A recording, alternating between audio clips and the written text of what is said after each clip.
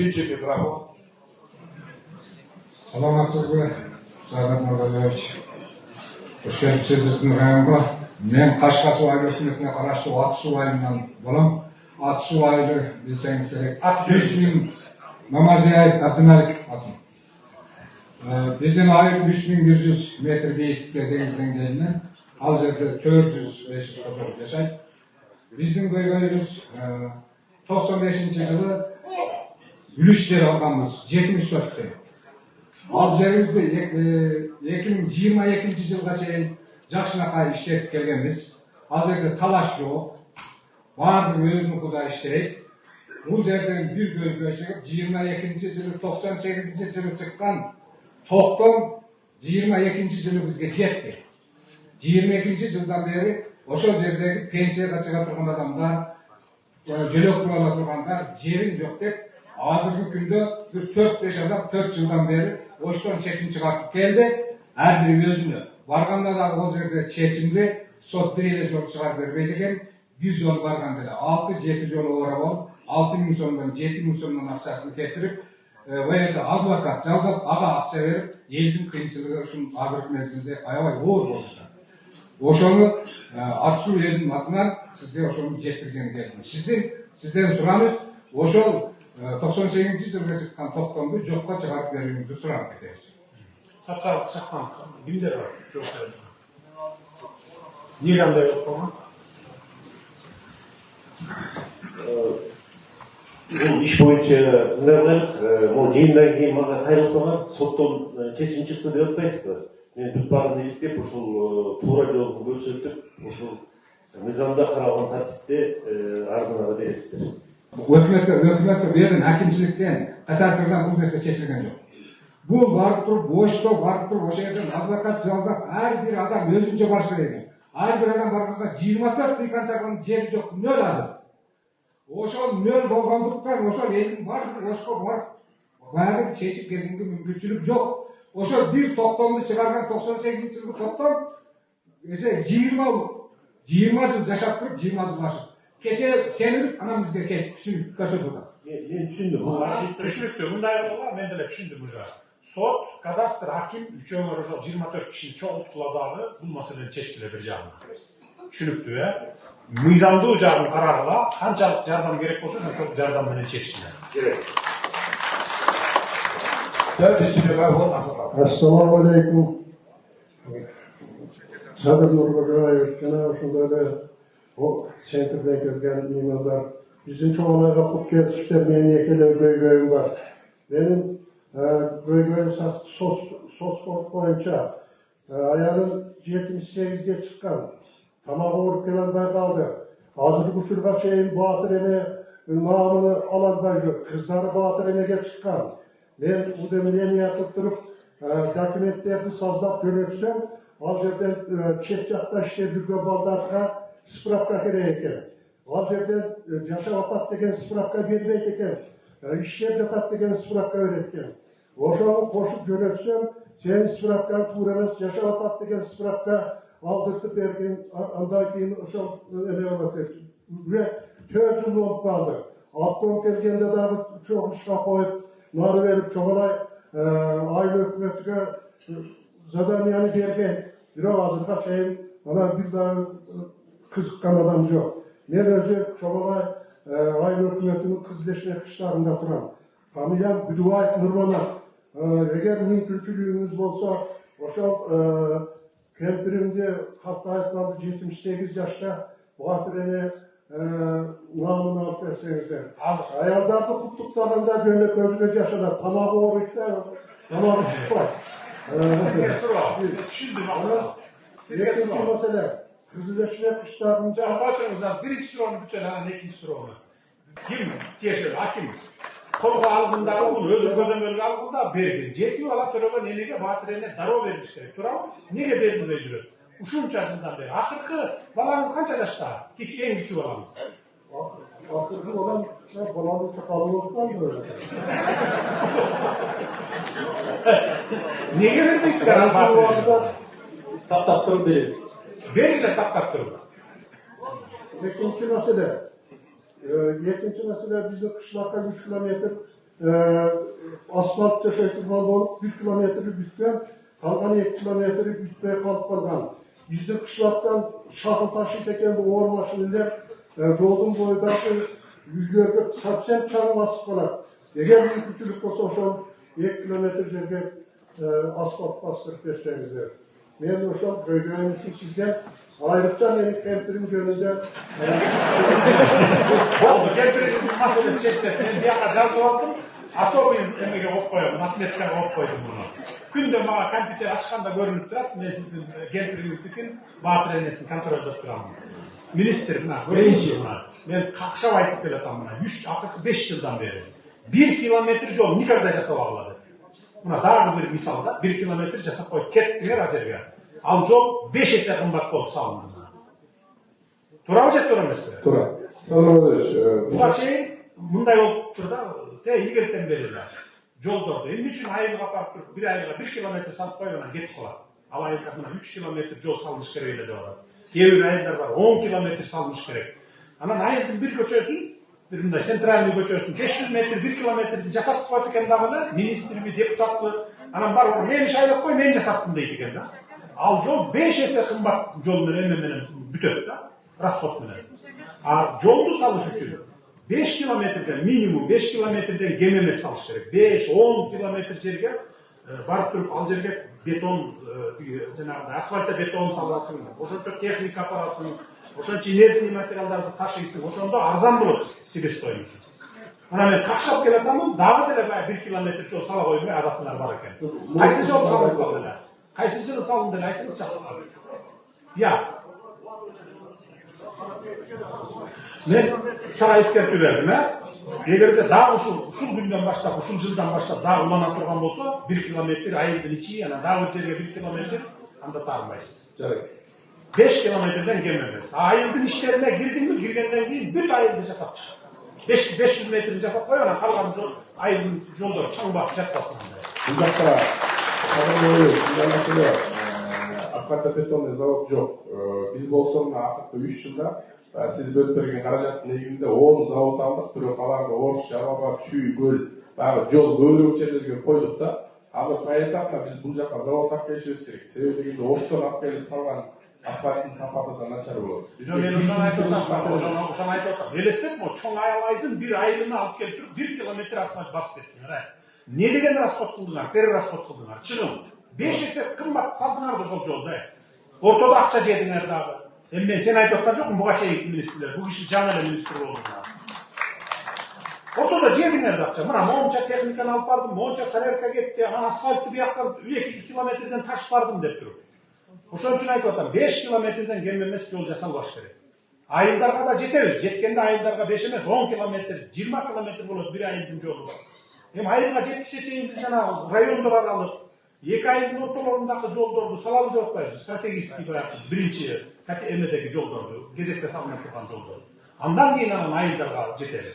Антип баягы депутаттын суранычы, анан колунан келген министрдин суранычы кылып салбагыла азыр болду. 1 kilometre жол, 500 метр жол. Жарайт. Биринчи жолу. Мен Чоңалай районунун Кабылай айылынын тургуну. Пенсияга 8 жылдан бери чыгарыптын. Нурке Дейкан чарбасынын үлүш жеринин эмеси мындай. Токтому жок болуп жаткан, китеби берилген жашылыкты. 13 адамга 35 соток жер берилген, дагы 4 гектар 55 соток жер алганбыз. 1995 жылдан бери төлөмүбүз керек токтомуну акимдерден кабыл алып бериши. Развитияга тиешелер барбы? Соцразвитияга тиешелер. Неге пенсияга чыкпайт 8 жылдан бери? Эгерде жери бар болсо, соцфондко төлөп келаткан болсо, неге чыкпайт? Райондун жетекчиси. Аким, siz караңыздагы азыр чоң иштен кийин кабыл алып, арызын угуп, документтерин текшерип көрүп, эгерде төлөп жүргөн туура болсо, соцфондко жери бар болуп төлөп жүргөн болсо, немеден да чыгарып алат пенсия. Минимальный пенсия азыр канча бизде? 8 миңге жетип калды, чыгып калды. Айына 8 миңге чыгып калды. Кабыл алып азыр. Keyinki. Ekінші микрофон. Urmatlı. Sadık Murtadoviç, siz özünüzün hakkında da biz. Soğanaydı, yani çiğdemez olmasını hep biliyoruz, kabul görüyoruz hep. Buna sizler soğanaydı olmasına çiğdemez makamın birgensizler, batken misyak böyle. Bürok, finans ve подкреплениесі bol boy kaldı da жеңилдиктер жоқ, пенсионерлерге кандай район бөлүп туруп фонду баткенге берилгенде акча берилбей калды. Ошол жагын чечип койсоңуздар жакшы болот эле. Мына Алыста ешкім келмейді екен, асфальт жолы бар жоқ деп отырады. Ошол районду чыгаруу зонасына бериле турган акчаны ушуга берсеңиз бизге бербей эле ошол асфальт жолун салып коет эле да. Рахмат. Анан экинчи жанагы аксакал берген объездной центрди айланып өткөн жол. Кытай кайдыгын жолу бар. Ошол транспорт министри ал жерге асфальттын кереги жок. Фуралар өтө турганда эле тегиздеп берсе, ошол жол дагы чечилип калмак да. Ошол менен айтайын дегем. Рахмат. Жол министри эске алгыла. Keyinki mikrofon. Ekінші микрофон. Мен айтпай Таволды Қашқасуаль өкіметінің 2015 жылы Қытай келісіміменен инвесторлармен газ бойынша газ түтігі бойынша судыр бізді. Бұл 2015 жылы компенсация төлеммен 2018 жылы аяғы 6 жылдықтарға төлеп тұрып 30 жылдықтарға төлеп алды. Қосымшасы баяғы 30 жылдықтар, 35 жылдықтарға біз 40-50 киши үлесіз қалып жатамыз. Өкіметтен жер беріледі, сіздерге қайтарымын. Арендаға жер беріледі деген, ол жерде жоқ. 18 жылғы келісімде жоқ.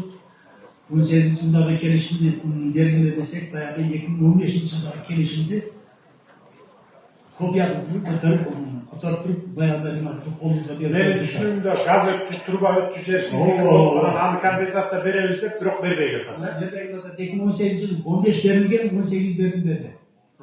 Hakim var mı malı? Bu boyunca ben sizge baktırıvat kegimde de verdim, deputatlar kegimde de verdim, bu kanun oldu. Hakiminin çoğunluğu var. Bu gaz kütükleri boyunca bular satıp jübерген.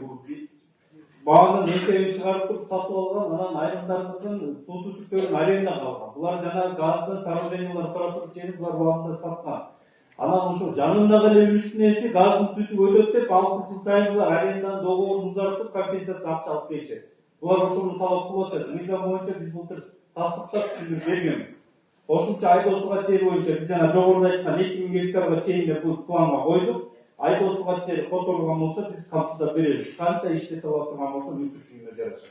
Айдоосуга жер менен камсыздап. Чечкилер баарын ошол жер үлүшү барлардын баардыгын сатып ийгендерин кошуп туруп чечип тактап баарын точканы коюп койгула. Мындан кийин мындай маселелер көтөрүлбөсүн. Üçüncü mikrofon. Assalamualaikum warahmatullahi wabarakatuh. Bizim Çamalay'a hoş geldiniz. Ben Atatürk'ün Cerbaşay'ın turgunu Arzukul Atkoviç. Arzukul. Şu köy yıldan beri şu Altındıra Dikhan Çarbası'nda Dikhan Çarbanın müçesi olup şu balam bulgun 95. yılda. Şu balamdı bu nizamsız köylüğünü berip başında. Kim başka köylük berip bu reisindeki turgunlar çünkü kıskası köy yıldan beri tatlaş birleşti. Prokuratura versem kıskası yerin tüm birliklerinde çeçen vardı. Arkası sizge kaymışta kura geldi özüm çekemezsin. Şuna bir közümüzü alıp bir Kaysi orman yaşadı bu masada. Kimget yaşadı? közümüzü alıp düşünüyorlar. Benim bir muhtajım çeşit verirsen bulduk biz öte yüzge birimiz uşağı nime olup alırsa Babası Dikhan Çarбасына жооп берди ата. Керек.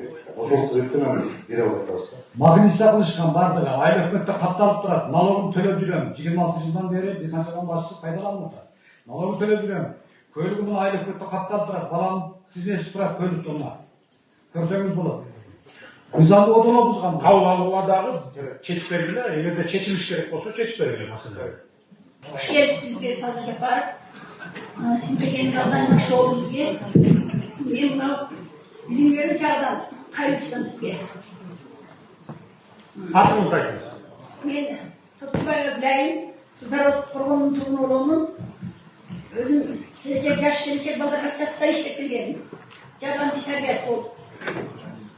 Bizim sergimizde öğrenin sosyalini bozup kayramamuru caminin turuzadattı. Biroq bizi şu жерде buzatkan mezilde bizge 3 grupa olup işlegenimiz. 3 grupların biri de Joel White'de 3 hareket çıkarıp biz 3 hareket işlevatkanımız. 3 hareket şolu. 55 balanın nimesi bilim berip bizge bardıq yetekçiler var. Ruhsatını. Şunda işlettirkandık. Bu rayonun içinde o nimet berseniz de ayağı жақсы olur, тазалап берсеңіз. Қашанғы işlegen rayonda işlеп жүргендер бар. Şu жерде бар жоқ nimet olanda şulardan тазалап берсеңіз сізден сұраныш. Şol bu işlegenlerдің қызықшылығы менен екі группа қылабыз деп біздің бір группаның жоғынға әрекет қылышып, өзіңіз көргендей бізде 9 айында қыш келгенде аяғы суық болады, балдарымыз ажырақ болып қала сәбеттерден ақшалады. Себебі баламыз бар деген сәбет үшін болған бізде менде өзімде 6-7 бала қарап жатқанмын группамда. Шереген Мұратова деген тәрбиеші орып қалып денсаулығына байланысты ояққа кеткен. Мен өзім де алып істегенмін. Менің артымдан жетекшіміз бала аз деп районға жазып бара беріп, екеуінің орталығында келісім бітпей қалғандықтан бізге өшөштік менен шундай ұйымдасып тұрып, мыйзамсыз бұйрықтарды шығарып біз үшін іштен жеткізіп қойдылар. Мен бирок районға келдім, районға барып, шундай болып ұстап келдім. Ертесіне арқаларынан қуып бардым, 2-3 күн. Болды, түшүнүктүү. Мындай маселелерди бул жергиликтүү бийликтин деңгээлинде аким сиздин маселеңиз да. Шундайларды караш керек. Кана сиз жооп бериңизчи бул маселе боюнча. Эмне өл четигиңер? Урматтуу Садыр Нурможоевич, Агартуу министринин орун басары Жусупбекованын делосун ташыгына. Мен бул маселени бүгүн тааныштым. Анан мен чыкканда эгерде мүмкүнчүлүк берсеңиз, мен арызын алайын дагы, анан так баарын териштирип чыгайын. Териштиргиле аким. Сиздин ишиңиз да булар. Качан болуп аткан окуя бул?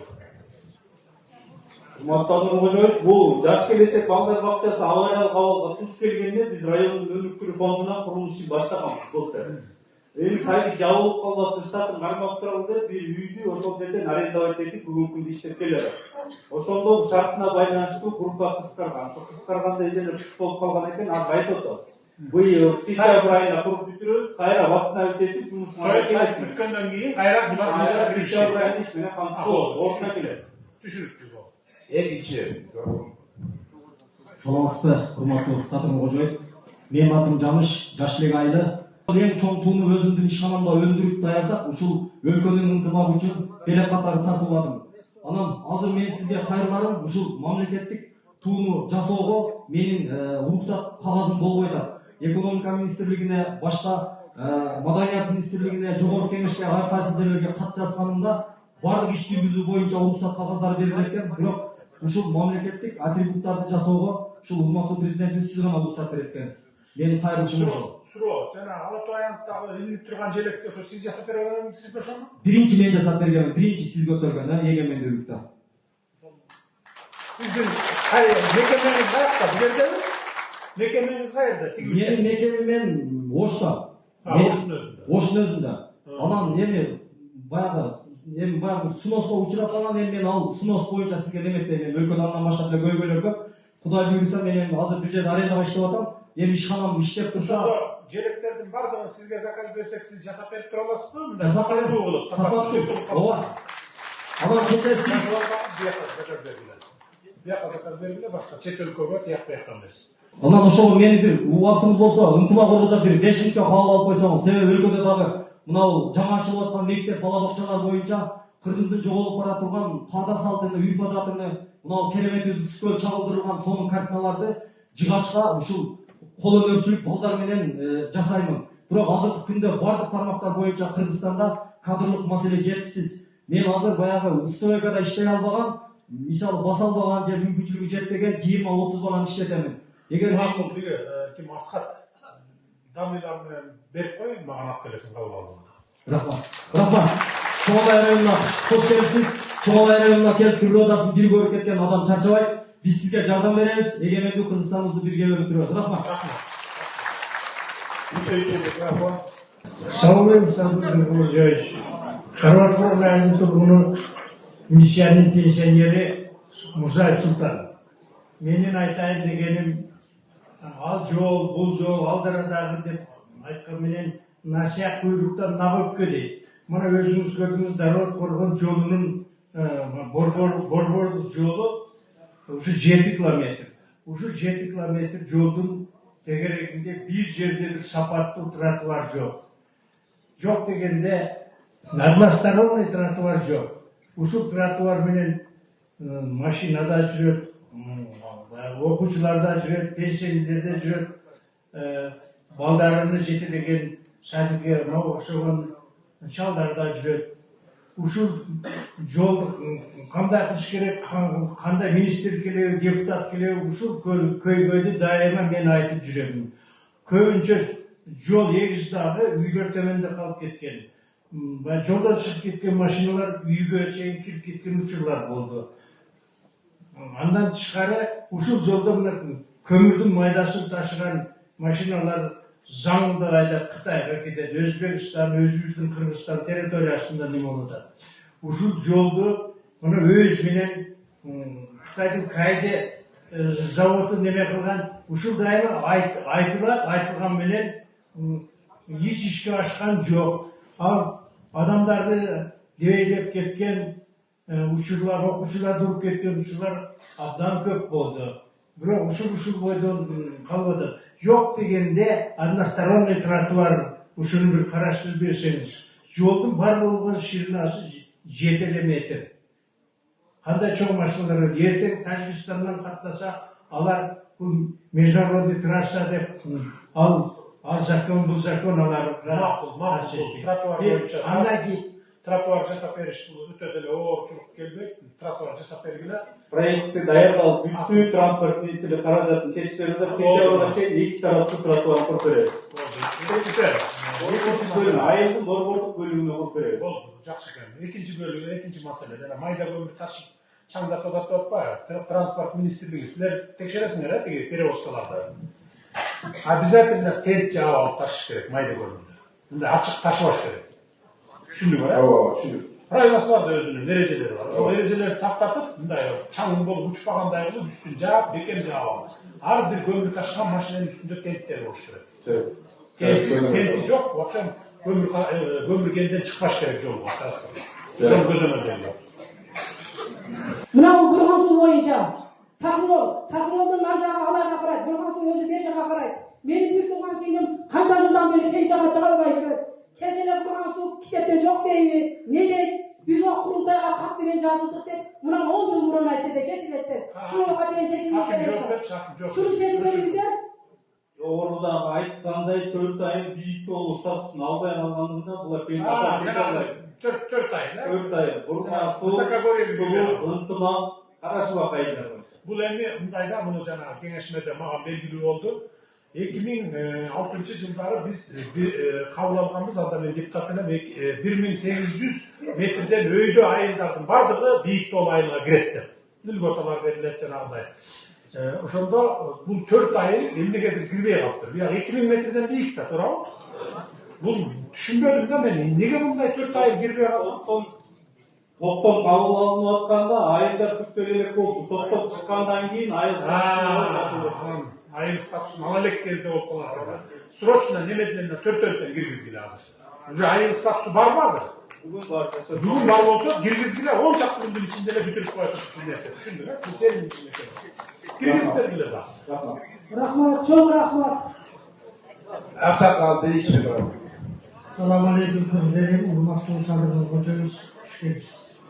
Benim kayda turgan meselem, buna büyüklülük zorluk boyunca.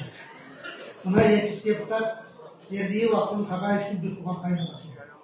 Buna büyük karındaşım, buna Koğusuzluk Komitesi'nde de kaynaklar, sosyetler arkalı yerin bağırı közde gerek.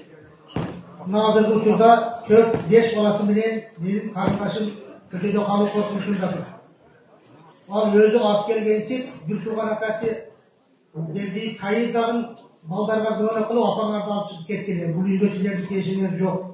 Bu üyenin tatecini karaşkın etti. Bağırdık baylıklarını tuğanlarına ecesiyle katlatıp, hazır eş nersesi yok, gaday olup kaldı. 80'den aşık zapravkası var. Kırgızlığı bir metsenatını de özüm kitapke kirgizgen bay, üşinti hazırdı 5 olan inesini 60'a yakında Nevre suyup otura turgan kezde sen köçöde kalış gerek deydi. Бұл бойынша мен хабардарынан интернет бұлақтарынан көрдім, бір по-моему қамалып шықты же шыға кетті. Камал çıktı ötkönde şu Бұдағы депутат болса керек эле, по-моему. Мен ошон үчүн интернет бұлақтарынан билем, башка маалыматым жок. Прокурор да Гилтерге деле иштеди. Ички иштер кызматта өкмөт биргеликте иштеп туруп ушул маселеге чекит коюп койгулачы. Чекит койгула, териштиргиле, кайсынын ушунасы аялына тиешеби, кайсынысы бүйөсүнө тиешеби. Ушундай маселелерде тез эле чечим чыгарып туруп, точканы коюп, адилеттүү карап туруп, калыс карап туруп адилеттүү чечимди коюп койбойсуңар. Бүйөсүнө чече албасаңар сотко жибергиле, иштерди тергеп туруп сотко жибергиле, сот точканы коюп койсун. Ушундай силердин эле ишиңер да, мына ушу жергиликтүү эле бийликтин эле. УДНК, областық УКМКНК, прокуратура, областың соты эле чечип кое турган маселелер ушулар. Мен атым Гейлебай, сизге жол турган акыжага чексиз моктолор болсун. Менин биринчи суроом курултайга 2 жылдан бери чак жаштылыктар 2 өкүл шайлайбыз, жергиликтүү бийлик жөнөтпөйт. Биринчи суроом. Экинчи суроом, элик лицензия берилипти Чоңлайга. Биздин чак жаштылыкта иштеп атканыбыз 4 лицензия ачып иштеп атат да, калганы күнүгө келет ачабыздарчы. Бизде жер көтөрө албай калдык ошо экология боюнча. Şu ürünü sizge жеткирейин келмedi da. Болдуму? Да, жок немелерим бар. Курултай боюнча мына бардыгыңыздардын эсиңиздерде болсун, жергиликтүү бийлик таптакыр кийлигишпеш керек. Айыл өкмөт, аким деген аралашпаш керек. Жергиликтүү кеңештин төрагасы уюштурат, депутаттары уюштурат элдик жыйынды. Анан эл өзүңөр шайлап туруп жиберишиңер керек. Анан 2 өкүл шайласак жибербей коюп атат деп, ким жибербей коюп атат? Эмнеге шайлатпай коюп атабы? Жок, шайлап өткөргөндөн кийин жергиликтүү бийлик соттолду деген чечим чыгарып билбейм кандай. Соттолгондор болсо анда болбойт. Эми закон бар, соттолгондор. Бири соттолгон эмесмиш. Бири эми кичине эле соттолуп турбу? Биринчиси соттолуп туруп, экинчиси кичине эле соттолуп туруп болбойт андай. Анан эл мына элге биз силерге бийликти элге өзүңөргө берип атабыз да, колуңарга. Мына курултайга эркин шайлоо.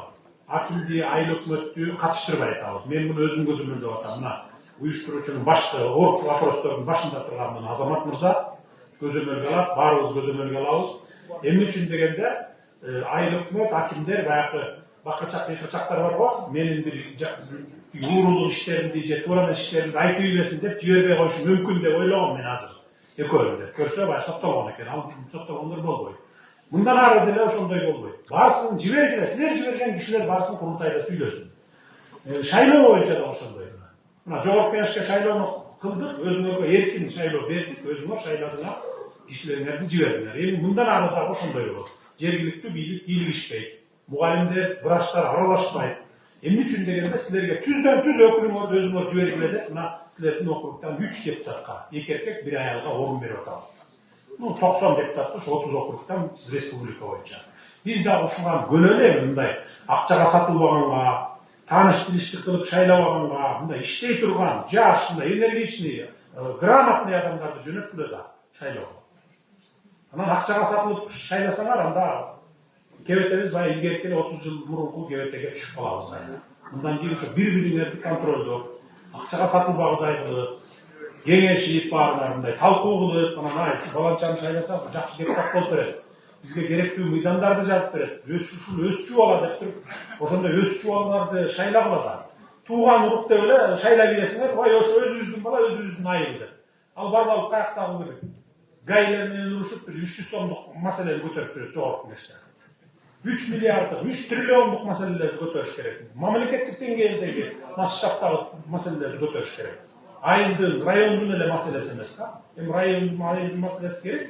Аны ушу акимдер менен, губернаторлор менен көтөрсө болот. А жогорку кеңештин депутаты деген бул республикалык деңгээлдеги маселелерди көтөрүш керек. Баягы Чоңалай районундагы жалпы Чоңалай эли мал менен, картошка менен гана эме кылат. Жанагындай дыйканчылык кылат, тиричилик кылат.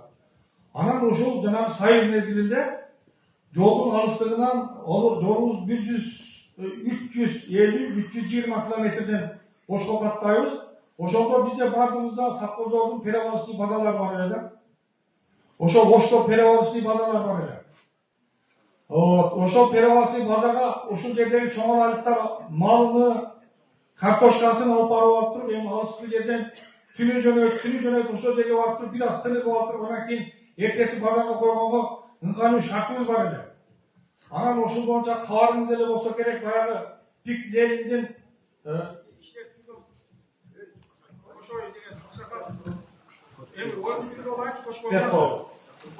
Жабыр туңдарчы.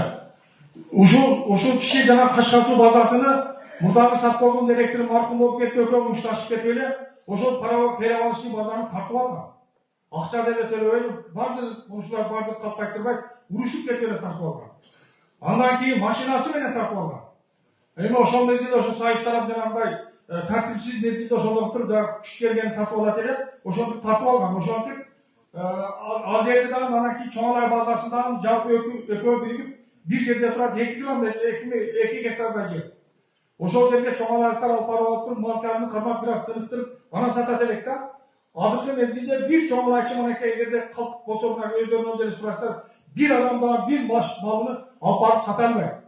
Себеби бул жактарга жанагы алып барып ошол жерге 1-2 күн кармап тураткан бир ыңгай жок да. Себеби бул жактан барып ичи табышы барып, чычкак болуп калган уй, семиз уй деле бекөр болуп калат экен да, ал жактан соодагер албай калат дагы. Ошол жердеги Оштогу тегерегиде турган жанагы алып сатарлар алып алып, ошолордун жанагы жагдайлуу кашарлары бар экен. Жалпы эле шаарларда ушундай Садырдын кожоюп. Ушуга өтө көңүл мен айыл чарба ажыс катары айтып атам. Анан ошолор алып алат дагы, ошол жерде жанагы кашарларга бир аз тыныктырып, жана гидиге чыгарат дагы, ошол жана этти качан кымбатташын ошолор шарттап жатат. Эми бардыгы дебейм, ушундай деңгээлде Кыргызстан башчы өткөрүп атат да. Ошондуктан мен айтарым, ошол жанагы берилип кеткен жана перевалочный базарларыбызды бизге кайтарып бериңиздер. Эгерде кайтарып берилбесе, ошол Ош же Кара сууга бизге ыңгайлуу 50 сотук эле жер сурайбыз. Баягы айыл чарба багытындагы жер болбосо дагы, ошол 50 сотук жерге биз мал карыбызды алып барып алып туруп, бир пресс жалынат экен. Алып барып алып 1-2 күн малыбызды кармап турсак, жанагы өзүнүн бидиге чыгып түшөт. Болду, түшүнүктүү. Азыр айга ченек. Болду, түшүнүктүү болду. Көп айткан сөздү. Мен кыска эле жакшы да. Мен түшүндүм уже сиздин жарым сөзүңүздөн. Губернатор менен министрлик силер уюштургула, мына Алай Чоң Алай элдиги үчүн Ошко жакын жерде бар. Малын алып барып, анан 1-2 күн мурун алып барып коюп, же бир жума кармап, кийинки жумада сата тургандай кылып бир жер бөлгүлөө дагы, жер алып экөө уюштурсаң, тыйынын мен бөлүп берейин, ошо кармап, мал кармап тура турган жерге. Түшүндүңбү? Ушундай түшүндүңбү? Болду, бул ишиңиз бүтөт анда болду. Мага сметасын эме кылып туруп айтасың аны. Анткени мал чарбачылыгы менен жан баккан элге ошондой шарттар түзүп беришибиз керек. Саламатсызбы, Садыр Кожоевич, хуш келипсиз. Глебалдуу Айдарбек, Чоң Алай району. Биз үй бүлөбүз менен 18 январь күнү Автакчыска кабылдык, Токтогул районуна. Бул жерде мен байкаган нерсемди ушул биздин табырыбызда бар экенин көрдүк. Бизден кийинкилер көрбөсө, ушул мыйзамдарды бир калыбына келтирсе, Чоң Алай району эмес, жалпы Кыргызстанда ушул нерсе тартып кетсе деген ойдо сизге кайрылып жатам, кат менен кайрылсам деле сизге жетпек. Ошол жолдогу жылкылардын көзөмөл болбогону, ошол малдын ээлеринин ошол малы өлсө, баягы автоксик болгон жерде адамдар больницага кеткен учурда малын алып кетет экен.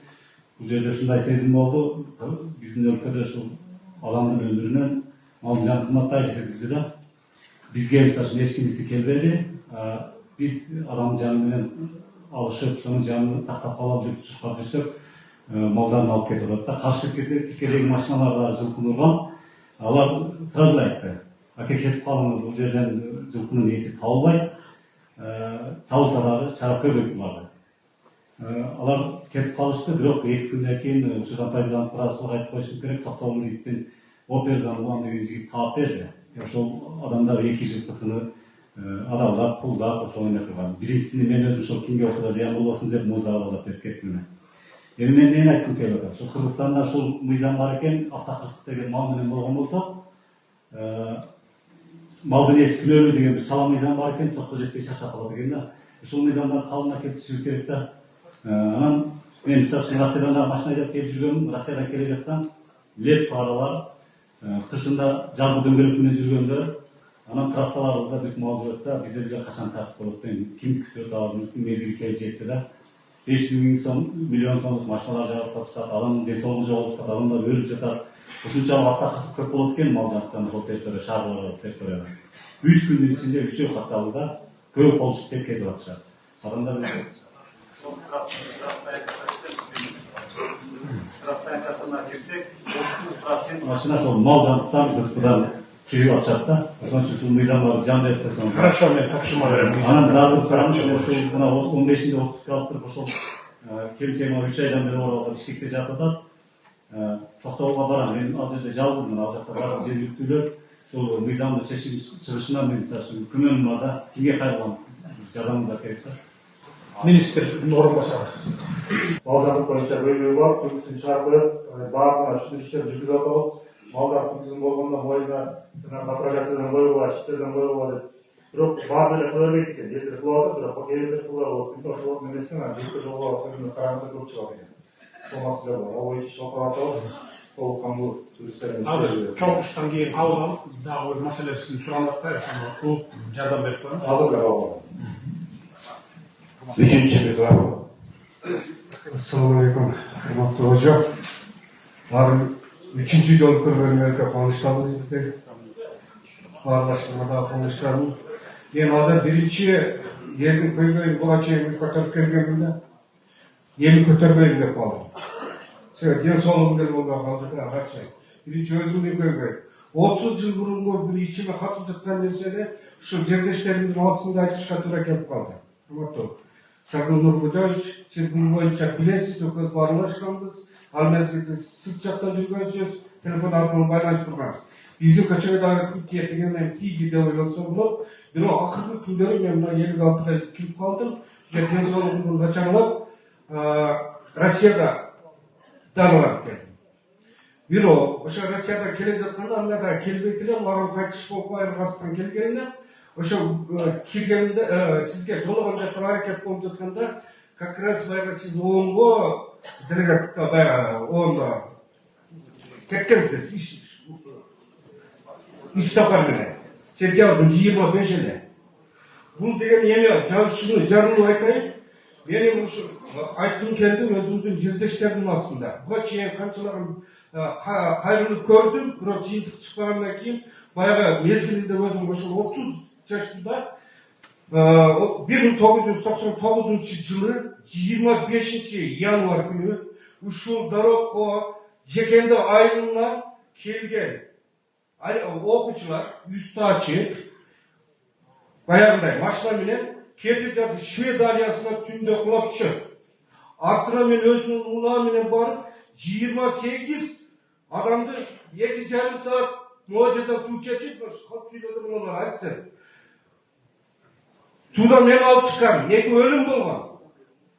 Oşa dedik. Buna işlenmeseniz hazır. Oşa men alıp çıkan, saklap çıkan hazır rayonumuzun zamakını cünüsü iştirak. Vardırışta dedi.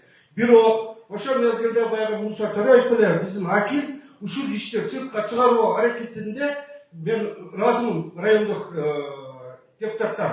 Şunu bir memleketlik siylikler görsöktü öyle. Şunday var. Bu jok kettik bunun kızlar oyası. Ne zorlu. Kette, ошол жерде айткан. Ошол менен андан кийин алар көрсөткөндөн кийин жаап койду, ошол мен калдым, ал мезгилде 30 жашта экенмин, андай сезген жокмун. Мен ушуну аягына чыгарып алайынчы. Эми сиз менен жолуган албайм деп көзүм жетпей калды, ачык эле мындачы. Кыска айтпайсыз. Эми мамлекет тарабынан ушуга бизде көз болду, алдыга кереги жок. Мен сизге жекече жолуган деп туруп, канча каттарды жаздым, канча бурган сууда өзүңүзгө жолугуп туруп ошол жерде айттым. Бирок сиздин ишиңиз өтө көп. Билем, унутасыз. Ар бир адам эстей албайсыз. Мына Чолпонбайды дагы бир эстеп коюңузчу. Мына хат, мына. Сизге 25 декабрда былтыркы жылы жазылган кат мынау. Ушул кайра келди, Бостанов дегенде. Кыскача. Ал бурундай болбойт экен. Мына эми эмне кылайын? Мен бөйрөктөн операция болгом. Экинчи группадан инвалид болуп калдым. 7 балам бар, неберелерим бар. Мен Нечене алғанда чейин менің туғандарым қақшып бүтті. Достарым қақшып бүтті. Ошо мен неченеге кеткен расходтардым. Мен сізге қайрылғам, есіңізде болса керек. Сізге, өзіңізге қайрылып байғылашқам. Бирок ушунчалык чыдап жүрдүм эле бүгүн жарылбай келген. Буга чейин элдин көйгөйүнү чечип түшүп, азыр өзүмдүн ден соолугумду оңдой эле кыйналдыктар. Мен Татарстанда барып, 3 жыл ошол жерде врачтын көзүн алдырып алдым мен. Асхат, хатын алып қойшы дейін, хатын. Маған алып келіп бересің. Ошо Асхатқа барып мен бергенмин. Болды, түсінікті. Қазір алып қой.